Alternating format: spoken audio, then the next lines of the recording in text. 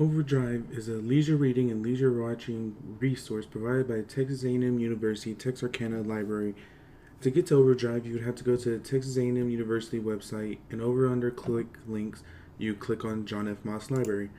Now, whenever you get there, on the left side, you click Locate Library Resources and click on Overdrive. Overdrive provides ebooks, audiobooks, and videos that you can watch, like movies and stuff. You can click and see what's available now, and you can sort through it and see what all is available. Or you can just search up a book. For instance, I like to read To Kill a Mockingbird. It's about the life in the 1930s in the Deep South. To read it or listen to it, you can click on it and you click on borrow. You click on how long you want to borrow it, whether it be for 14 days or 21 days, which is 2 weeks and 3 weeks.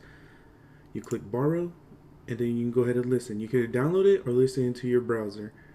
I'm going to listen to the browser right now. And it shows you the timestamps, and you can click over on the side and look at the chapters and everything that comes with it. The same thing goes for the ebooks and videos. Thank you for watching.